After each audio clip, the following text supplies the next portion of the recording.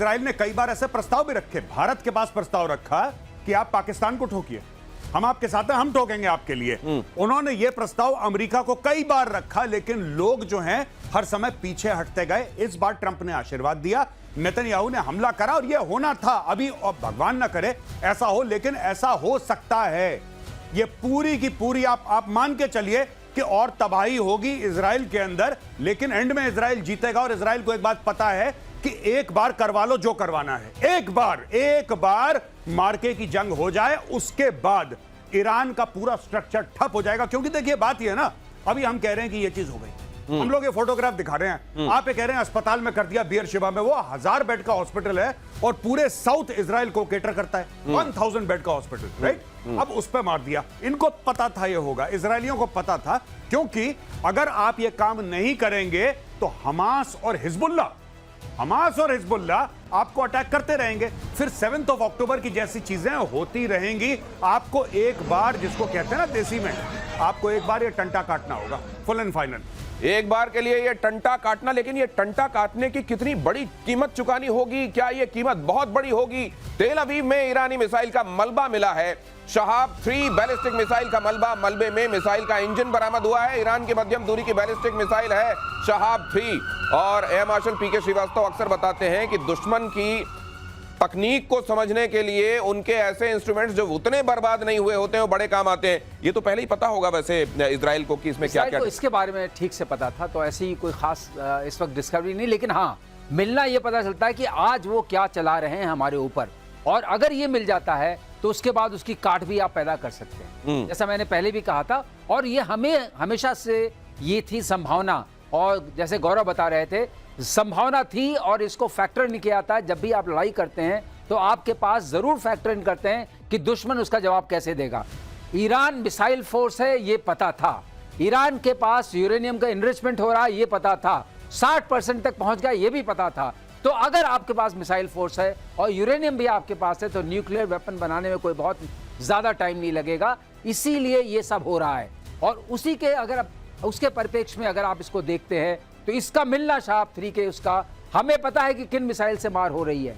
अब जो hypersonic missiles आती हैं और ड्रोन्स भी साथ में आते हैं, तो जो आपने कहा लीक थ्रू, तो लीक थ्रू होता ही होता है, और इंफ्रास्ट्रक्चर के ऊपर अटैक हो रहा है। अगर आप देखिए हॉस्पिटल, स्टॉक एक्सचेंज और इन चीजों पर अटैक होना, इसका मतलब जानबूझ के सिविलियन इंफ्रास्ट्रक्चर अटैक करके साइकोलॉजिकली ईरान को दबाने की कोशिश की जा रही है, इजराइल को दबाने की, साइकोलॉजिकली दबाने की कोशिश की जा रही है। तो यहाँ कई फ्रंट पर बहुत सारी चीजें हो रही हैं। अगली खबर देखिए, इजराइल का ईरान पर जबरदस्त पलटवार।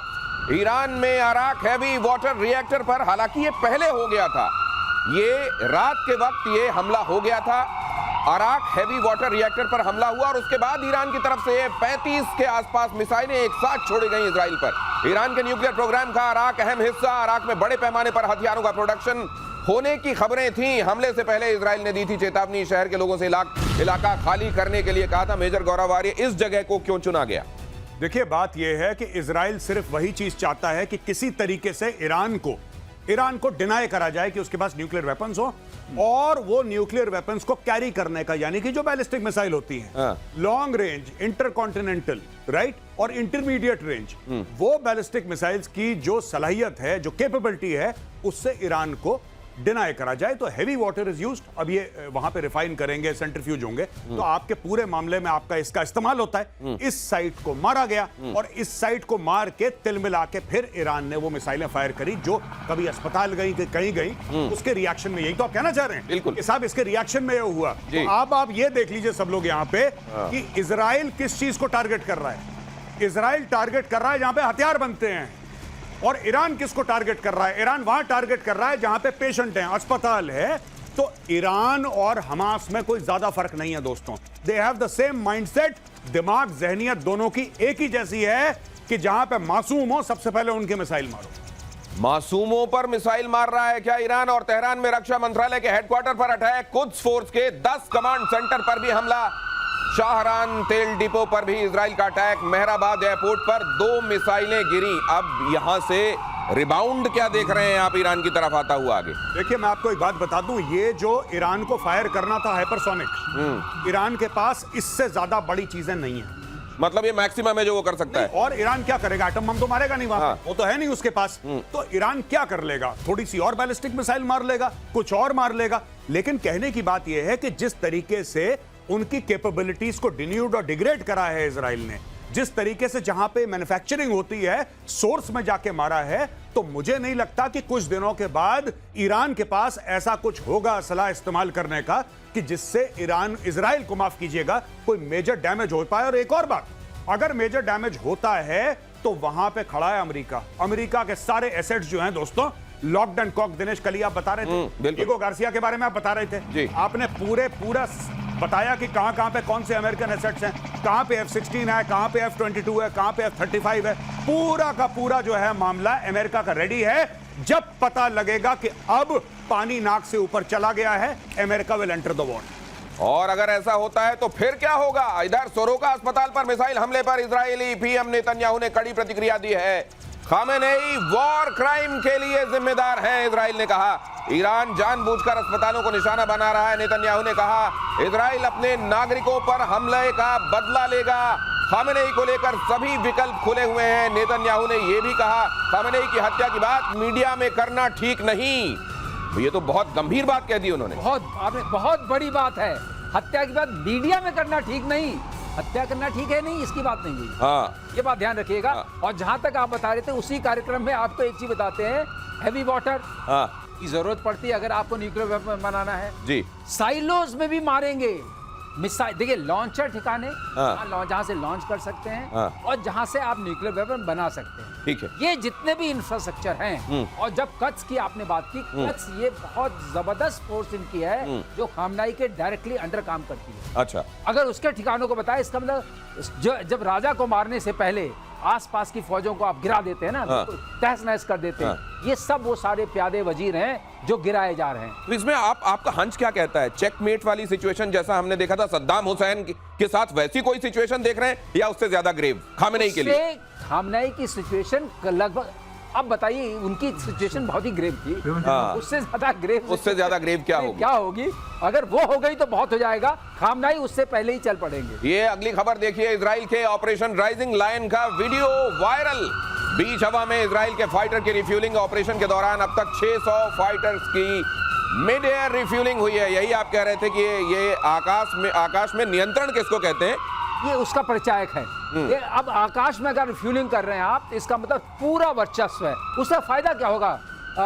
उसका फायदा ये होगा कि हम चुन चुन के मिसाइल के ठिकानों को मारेंगे, चुन चुन के जहां पर बन सकता है। लेकिन बड़ा इंटरेस्टिंग होता है श्रीवास्तव सर, ये देखना, मिड एयर रिफ्यूलिंग देखना, ये बड़ा इंटरेस्टिंग होता है। कैसे वो तेल से भरा हुआ टैंकर उड़ता हुआ एक तरीके से जाता है, उसकी नोजल जाती है और नोजल जाकर के उसमें एयरक्राफ्ट में, यहाँ तो उतना साफ विजुअल, ये थोड़ा डिस्टॉर्ट हो रहा है इसमें डालने में, लेकिन इतना समझ में आ रहा है कि इस जगह से ये है वो जगह जहां से उसका निकला रहता है। उसमें ऐसे पकड़ने के लिए एक जाले टाइप का बना होता है। जैसे आपकी नोजल आई, वो जाले में लगी और उसको जाले ने पकड़ लिया। अच्छा। अब दोनों जहाज लगभग एक उससे रफ्तार से चल रहे हैं। वो मेंटेन रहता है, थोड़ी फ्लेक्सिबिलिटी स्पीड की जो वेरिएशन की होती है। और जहाज तेल वाहक जहाज से फाइटर में तेल चला जाता है। तो ईरान के आसमान में कई बार ये रिफ्यूलिंग हो रही है। मैंने ही कहा, अगर ये मैं कर पा रहा हूं, इसका मतलब मुझे कोई खतरा नहीं है कि कोई मिसाइल मेरे ऊपर आ सकती है। और ये वर्चस्व है, तो आप चुन चुन के सारे लॉन्चर्स को, सारे ठिकानों को खत्म कर सकते हैं। ईरान का सरकारी टीवी चैनल हैक, देर रात इजरायली हैकर्स ने किया इसको हैक। IRIB टीवी समेत कई न्यूज चैनल हैक किए गए। टीवी पर लोगों से विद्रोह की अपील की गई। महसा अमीनी आंदोलन से जुड़े वीडियो प्रसारित किए गए ताकि वहां के लोगों को ये कहा जा सके कि यही समय है, सही समय है। क्या समझ में आ रहा है वहां के लोगों को? देखिए दिनेश जी, मैं आपको एक बात बताता हूं, बहुत सिंपल सी बात है। ये जो राइजिंग लायन है, ये क्या है rising lion? Rising lion actually जब 1979 पे खमेनेई के पहले खुमैनी था, उसने 1979 में विद्रोह करा था, रेवोल्यूशन करी थी। उसके पहले जो शाह मोहम्मद रजा पहलावी जो वहां का राजा था, ये उसका झंडा था। और उसके झंडे में एक शेर दिखाया गया था, शेर के हाथ में तलवार थी और पीछे शेर के एक सूरज उग रहा था, उसको कहते थे राइजिंग लायन। तो जब इजराइल ने इस पूरे ऑपरेशन का नाम राइजिंग लायन दिया, उसी दिन इजराइल को क्लियर था कि boss what we are aiming for is regime change. ये खामेनेई को निपटाना है। इस रजीम को हटाना है, इसलिए उसका नाम राइजिंग लायन रखा गया। और नाम राइजिंग लायन रखने के बाद that is why they decided कि अब ये जो आ रहा है टेलीविजन पे हैक करके, ये जो अमीनी है, वो लड़की जिसको मार दिया, इसके लिए आ रहा है। फिर सडनली आप देख रहे हैं कि विदेश में जो उनका क्राउन प्रिंस है, उनका बेटा रजा पहलवी का, वो आ रहा है और उसने कल परसों वीडियो रिलीज करा है फारसी में अपने लोगों को बोलते हुए कि इस इस्लामिस्ट रजीम को निकाल के फेंक दो, ये किसी काम की नहीं है, उठो।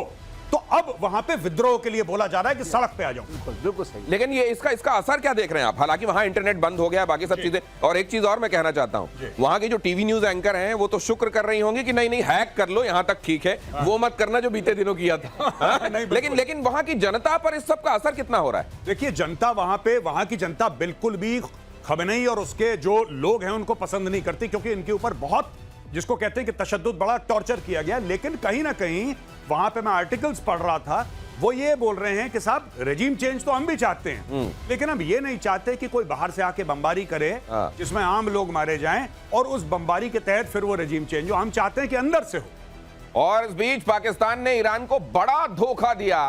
अमेरिका के लिए जासूसी करता पकड़ा गया पाकिस्तान। अमेरिका का जासूसी सिस्टम BACN, जिस विमान में BACN लगा था, वो पाकिस्तान के एयर स्पेस में दिखा। ईरान की तरफ जाता हुआ दिखाई दिया ये जासूसी विमान, और इसके बाद इजराइल ने ईरान के सरकारी टीवी चैनल पर अटैक कर दिया। ये हुआ था भाई साहब, और आपने ये कहा था, मैंने बोला था और कई बार बोला था और प्रतिशोध पे बोला था कि पाकिस्तान का बहुत अहम रोल है। ये जो इसको खाना खिला रहा है ना वहां पे बुला के व्हाइट हाउस में, जो इनकी तारीफें कर रहा है कि देखो पाकिस्तान कितना अजीम मुल्क है, कोई अजीम मुल्क नहीं है। बेसिकली मीर जाफर को पैसे पहुंच गए। जो पाकिस्तान ने करा है, ईरान की पीठ पे खंजर उतारा है।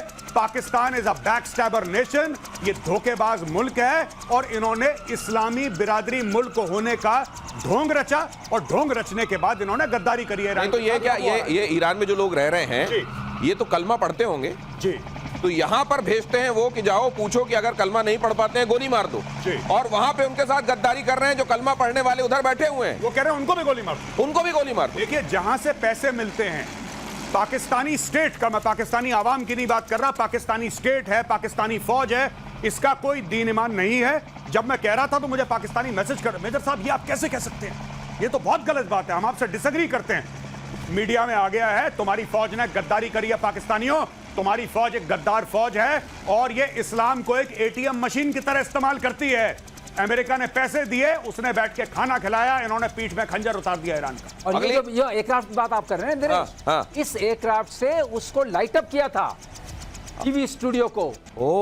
कब आप टारगेट जाता है आपका, अच्छा, मतलब वहां आपको बताया ये है, जैसे हम लेजर बीम डालें कि भाई प्रेजेंटेशन के समय ये वाली जगह पेंट कहते हैं ना, उसको पेंट करा। हाँ, उसको किल चेन बोलते हैं। अच्छा, आप दिखाइए कहाँ है, हम मारेंगे। अच्छा, तो इन्होंने दिखाने का काम किया है, काम किया, दिखाने का काम किया कि ये है, ये पाकिस्तानी एयर स्पेस से हुआ दिखाने का काम। ये पाकिस्तानियों ने बोला है वहां पे मारो, और ये किल चेन ये इस्तेमाल करते हैं।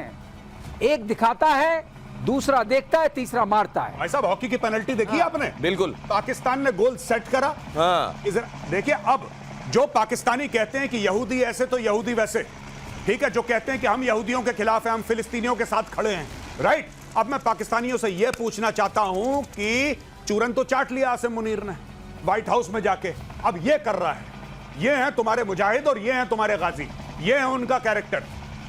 तो जिन फिलिस्तीनियों के लिए ईरान कह रहा था कि वो खड़ा हुआ है, उस ईरान के खिलाफ उसकी जगह बता के टॉर्च मार के यहाँ हमला करो, ये कराया जा रहा है। अमीनी जो लड़की का आपने बात बताई, वो भी जरूरी है 10 दर्शकों को बताना। अमीनी 16 साल की लड़की थी जिसके ऊपर अत्याचार हुआ, बाद में उसी को मारा गया, उसी के खिलाफ वो दी बिल्कुल, गई। उसमें तो बड़ा बवाल हुआ था। अगली खबर यह है कि इजराइल के खिलाफ ईरान का बड़ा प्लान लीक हुआ। हूती, हमास और हिजबुल्लाह के साथ मिलकर बड़े हमले की तैयारी। इराक में शिया लड़ाके भी लड़ने के लिए तैयार। कहा जा रहा है कि दुनिया भर में जितने स्लीपर सेल्स हैं ईरान के, उनको भी एक्टिवेट किया जा रहा है। भाई साहब, आधे स्लीपर सेल को तो स्लीप करवा दिया इजराइल ने, हिजबुल्लाह की कमर तोड़ दी, हमास को मार मार के उसका भरता बना दिया। अब जो हूथी हैं वो थोड़ा समुद्र के, because southern part of Yemen में ज्यादा पाए जाते हैं हूथी, तो हो सकता है कि वहां पे जाके कुछ अटैक करें कुछ जहाजों में, पहली चीज। लेकिन सबसे बड़ी बात ये दिनेश कि पहले इन्होंने, देखिए इजरायलियों ने कितना स्मार्ट प्ले करा, पहले हमास को तोड़ा, हिजबुल्लाह बीच में आया चौधरी बनने के लिए, हिजबुल्लाह को भी तोड़ा, सबको तोड़ ताड़ के सीरिया में तुर्की ने बशार अल असद को निकाल दिया। सीरिया सेफ हो गया। अब जब सीरिया सेफ हो गया और लेबनान सेफ हो गया और फिलिस्तीन सेफ हो गया, now they made the move for Tehran. और हर समय तेहरान एंड गेम था इसका। एंड गेम तेहरान है और एंड गेम यह है कि वहां की पॉलिटिकल जो लीडरशिप है उसको बदला जाए। अमेरिका के ईरान को आखिरी चेतावनी। सीरिया के लिए अमेरिका के विशेष दूत टॉम बैरक ने कहा, युद्ध में हिजबुल्लाह कूदा तो घातक होंगे परिणाम। अमेरिका ने भेजे लड़ाकू विमान और युद्धपोत। खामेनेई ने कहा, अमेरिका ने हमला किया तो तगड़ा जवाब देंगे। मुझको लगता है कि इस दौरान कुछ बेट्स भी डाले जा रहे हैं जिनको पक्का पता ही निकले जाएंगे बेट्स, और जैसे ही निकले जाएंगे वैसे कहा था ना कि ये किया तो मारेंगे, अब मार देंगे, मतलब एक बहाना मौजूद होगा। मैं ठीक कह रहा हूं? ऐसा बिल्कुल सही दिनेश, आप जो कह रहे हैं हम लोगों ने हर बार देखा है। हाँ। जब ये कहते हैं कि मारेंगे, हाँ। वो तो मार पड़ जाती है। हाँ। उन्होंने उसने आपने देखा नहीं जो टीवी चैनल पर आता, उसने कहा था अगर अल्लाह बचाएगा बॉम्ब फेंका तो ये होगा। हाँ। फट से बॉम्ब पीछे पड़ गया। बिल्कुल। तो अब ये सवाल है कि तगड़ा जवाब देंगे, हाँ। इसका मतलब तगड़ा मारो। हाँ। ये उल्टा है। हाँ। और सर क्या ऐसा, सर मैं आपसे पूछता हूं सर, क्या ऐसा हो सकता है कि खमेनेई जो डेली ट्वीट करता है इसका भी ट्वीट हैक कर दिया हो किसी ने? इसका ट्विटर किसी ने, भगवान ना, मैं अज्यूम कर रहा हूं, अगर आप टीवी हैक कर सकते हैं तो उसका ट्विटर हैंडल ट्वीट, तुम्हें हिम्मत है, खमेनेई ट्वीट कर रहा है, तुम्हें हिम्मत है तो मुझे मार के दिखाओ। बिल्कुल सही। सही मसाइल कहानी खत्म। फिर से हिम्मत है तो फिर से मार के देखो। मुझे लगता है ये ना खुद नहीं, मुझे लगता है कि इन्होंने जिस फोन से ये ट्वीट हो रहे हैं उस या कंप्यूटर से उस जगह को रखा हुआ है इन्होंने ईरान में किसी जगह, और ये मॉस्को में बैठ के बता रहे हैं कि भाई साहब इसमें इस बार ये करके लिख दो, और लोगों को ये लगना चाहिए कि उस बंकर से आ रहा है ये मुझे लगता है कि ये भी हो सकता है खुद को बचाने के लिए। अगली खबर की तरफ आपको लेकर चलता हूं। ईरान पर चौतरफा हमले के लिए अमेरिका रेडी। ईरान पर किसी भी वक्त हमला कर सकता है अमेरिका। मिडिल ईस्ट में अमेरिका के 60 एयर बेसेस हैं, और ये तो सिर्फ अमेरिका की बात हम आपको बता रहे हैं। ब्रिटेन भी कैसे सीन में आ रहा है वो भी आपको बताएंगे। अमेरिका ने इन दिनों उस जगह को सुपर एक्टिवेट कर दिया है।